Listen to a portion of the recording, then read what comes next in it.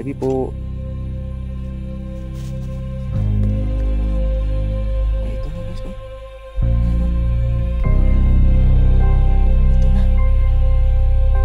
Wala man lang.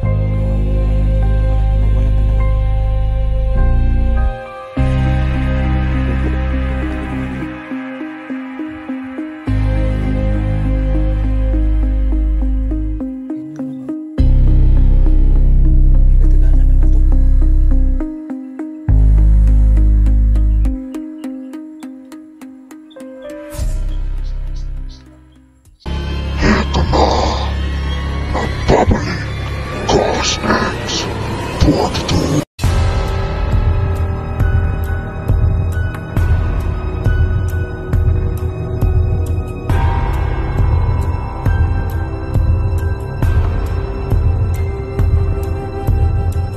Magandang araw, no? Anumang oras niyo mapapanood tong video na to. So, ayan. So, pasensya na kayo sa CP ko guys ha. Against the light siya. So, yan for today's video guys.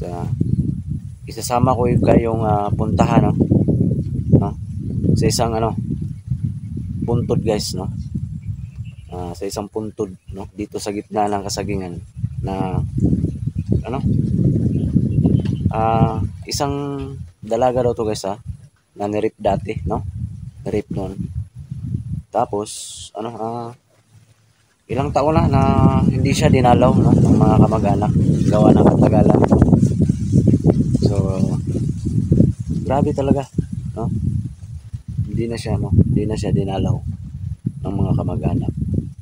So kasi may lumapit kasi sa akin na tao, no, na kahit araw daw, no,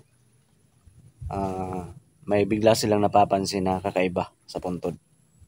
Parang may nakatayo daw sa mismong puntod niya, no. At saka halos lahat ng mga trabahante na makadaan dito is nagrereklamo talaga na mayroong kakaibang amoy ng mga bulaklak o kandila. So ngayon, samahan niyo ako guys na explore tong area na to, no. At sana prayin niyo na ligtas ako sa bawat exploration ko. At abang-abang guys, iba ko pang update kay Daryl ha. Okay, malaki na po yung improvement niya. So ayan lang, no. Huwag natin patagalin to, no. Tara, samahan niyo akong explore ang naturang area. So guys, magandang araw, no. Ano mga oras niyo papanood ng video na to. So yan, Ghost Export ito, no. Muli naman nagbabalik. So kung hindi pa po nakasubscribe na YouTube channel ko, pakisubscribe ha. Ghost Export ito. And don't skip ads po, no. Malaking tulong na po yan. And paki-share ng mga uploads ko, ng mga video ko. So itong area na to guys, anong year ba to? 1960s, no? Tsaka isang babae ito na puntod na puntahan ko. Gaya ng nasabi ko dati sa upload ko na marami nakalibing dito sa gitna ng kasagingan guys. Tapos binaklas, no. Nilipat na sa malaking sementeryo. Tapos ito, marami pa rin na hindi binaklas guys.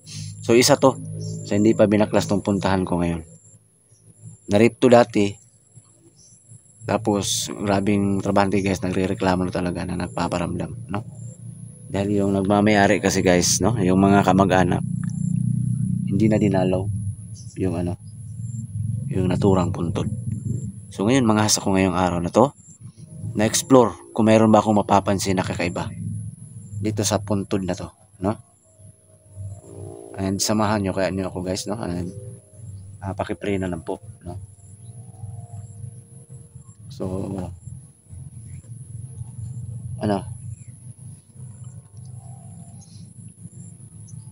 paki-subscribe lang po ng mga channel ko ha. Ayan.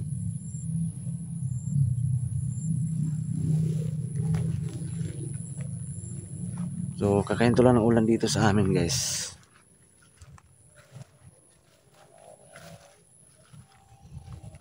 So nag-go na rin ako, no. Nag-explore ako kaagad.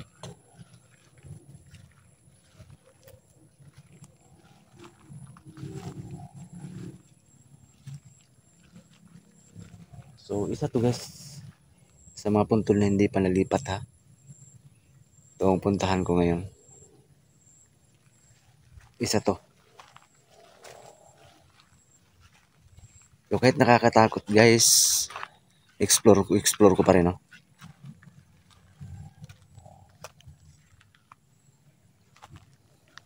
Para imbestigahan kung gaano ba katotoo, no, ang mga kababalaghan na nagaganap dito sa puntod na to, no? So, yun yung ano ko, pakay ko dito kahit nakakatakot guys, no? Pero explore ko pa rin tong area na to.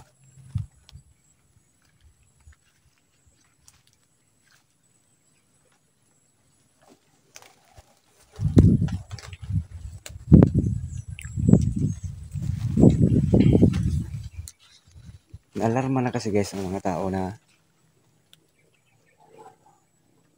makadaan dito, lalo na pa yung mga trabahante guys. Kasi ano daw, kung saan pa banda dito. Ano daw kahit araw guys, parang may nakatingin sa kanila pag dadaan sila dito sa area na to. Parang may nakatingin. At ano, mayroon silang kakaibang amoy na malalanghap, no? So ulitin ko guys, abang-abang kayo sa mga uploads ko. Sa update ko kay Daryl, no? Sana manood kayo lagi, no?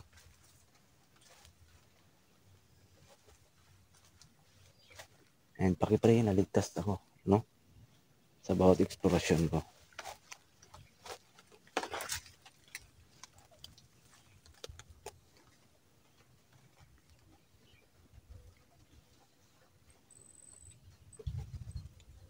Puno ng durian, no? Ganito kasi yun guys, pag may mag-request sa akin na ipa-explore yung area, agad naman ako mag-response, no? Yun yung ano ko. Yun yung ugali ko, no? Agad ako mag-response. Gaya ng nasabi ko kanina, marami pang mga punto dito na nakalibing sa gitna ng kasagingan, hindi pa nabaklas. So, yung mga kamag-anak, hindi na nagpaparamdam, no? Kasi gawa ng hindi na sila dito nakatira, malayo na yung lugar nila na tinitirahan, so hindi na naano nila yung mga mahal nila sa buhay na pumanaw, no?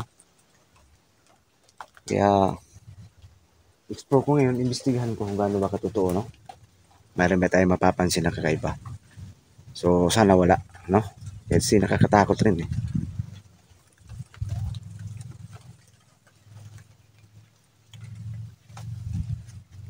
Hindi daw kalayuan sa kalsada to. Itong area na to. Kaya hanapin ko muna guys kung saan.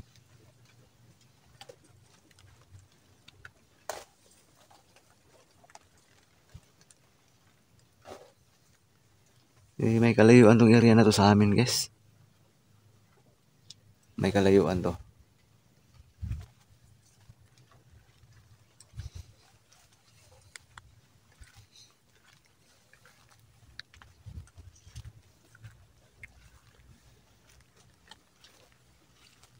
So kahit nakakatakot guys yung mga request nila. Ano, ginusto ko rin naman, no?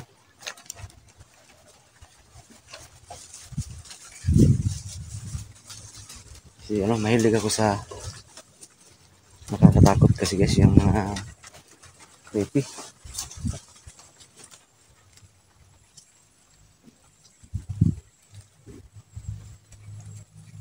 Yung mga creepy na mga eksplorasyon, no?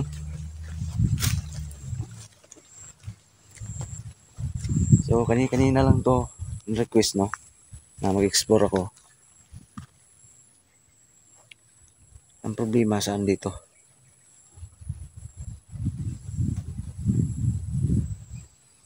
Yan, makulimlim naman guys, oh. Yung kalangitan, oh. Kakahinto lang ng ulan dito kanina. Tapos nag-explore ako, yan, oh.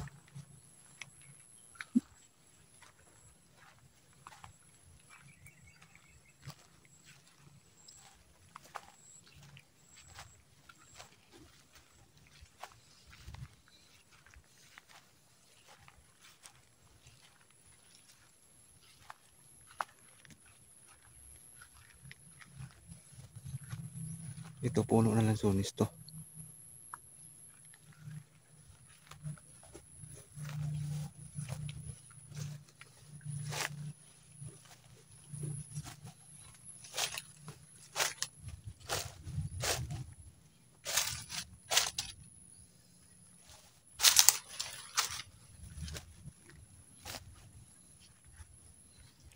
So, saan kayo banda dito?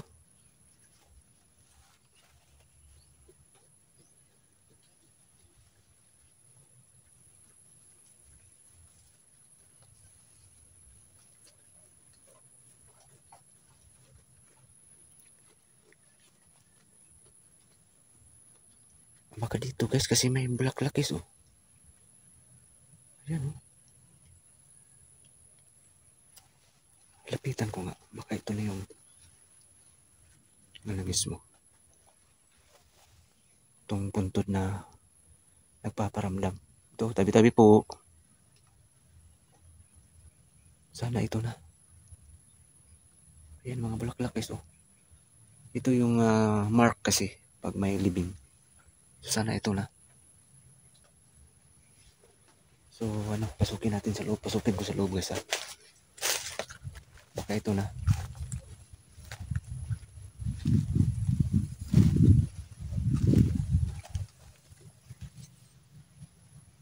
Ay, ito na siguro guys oh. Ayan oh. So pasintabi po sa kumakain ha. Hindi ko po ito sinasadya kasi requested to sa isa sa mga trabahante guys na kadaan dito. Na ipa-explore tong area na to. So sana dito na. Sana ito na yung area. Sana kung ito man walang nagpaparamdam kasi ano. Kakatakot rin naman. At abang-abang guys pagbabalik ko. Sana mabalikan ko to paggabi.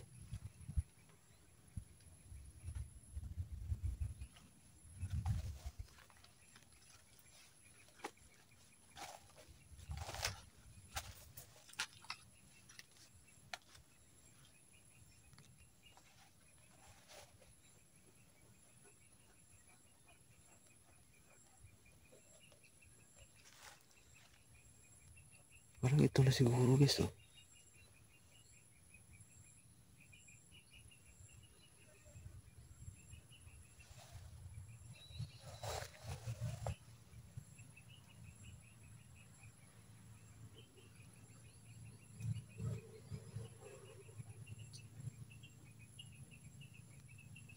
Parang ito na guys. Malapitan na. Tabi-tabi po.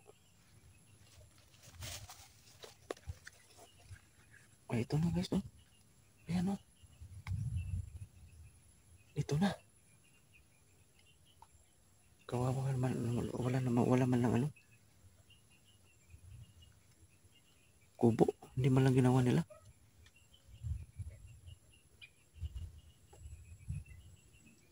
Yan yung ano. May katagalan na nga to.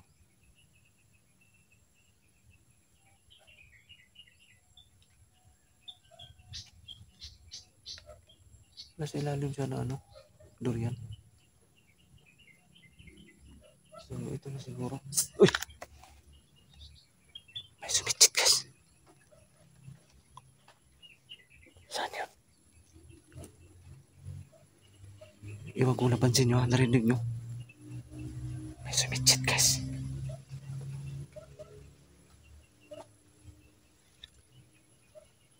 Hindi ko lang yan pasukin guys ha.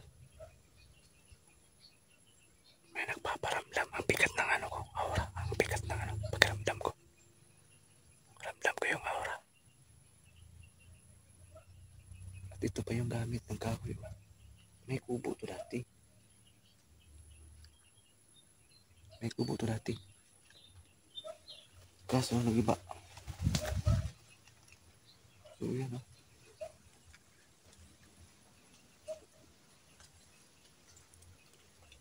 Sinta na po sa disturbo.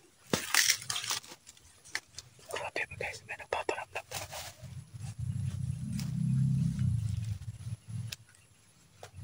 May nagpaparamdam guys.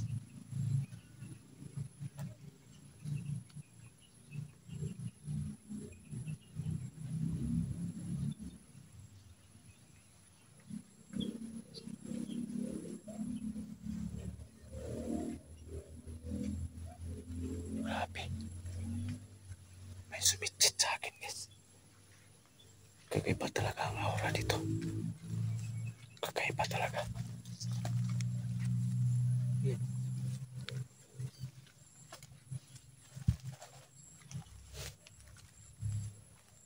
So, kumpirmado ito na. Malapit lang sa daan talaga.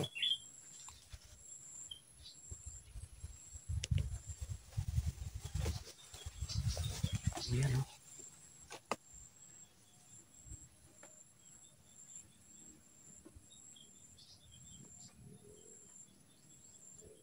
So, ito yung palatandaan. Itong mga bulaklak na to. So, ito palang itsura niya, guys.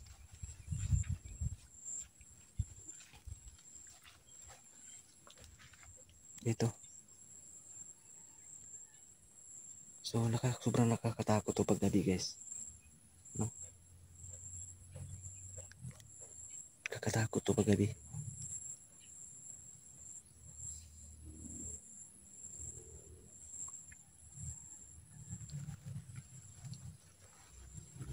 So, yun, guys. Natuntun ko na tong area. Nag-request sa akin na puntahan ngayong araw na to. Kahit umuulan. So, ito na. Yung napapansin ko lang, may sumitsit sa akin kanina. Iwan ko, ha. Baka may tao lang doon, may trabahante. Pero kung naririnig nyo, may sumitsit talaga sa akin kanina. No? At ito yung puntod na nirip dati na dalaga na nagpaparamdam ngayon daw. Parang may nakatingin dyan pag may dumaan doon sa kalsada. At marami silang amoy na mapapansin. So ito yun, guys. Ito yung area na to. Ito yung puntod na to. At yan, oh. Ito yung sitwasyon niya. Nasa ilalim siya ng durian. Yan, oh.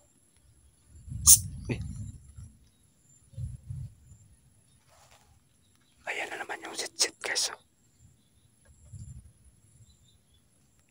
Tao ba dyan?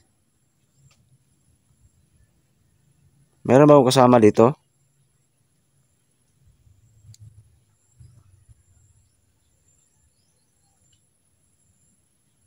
Wala naman akong ibang tao na napapansin, guys. Wala naman akong ibang napapansin.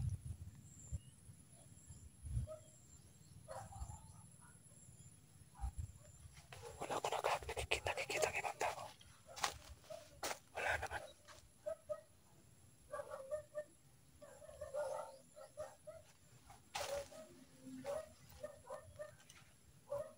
So, kumpirmado libing nga siya, guys. Oh. Libing nga. Mga 60s pa daw to. Halata naman, guys. Obvious naman na mayroon tong kubo dati. Tapos, sa katagalan ng panahon, nagiba na siya. So, hanggang dito lang yung video ko, guys, ha.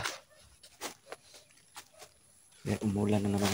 So, ang importante, guys, na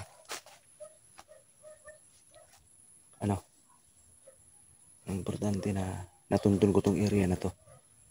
At abang-abang, guys, pagbabalik ko dito, guys, ha. Maraming salamat sa panood, ha, guys. Huwag nyo i-skip ang ads, no? Ayan. So, hanggang dito lang, guys. Pakishare ng video na to, guys. Pakishare ng video na to, no? Nanindig yung balahibo ko, guys. Sa narinig ko sa nasitsit, no? Wala akong taong nakita. Hanggang dito lang, guys. God bless po.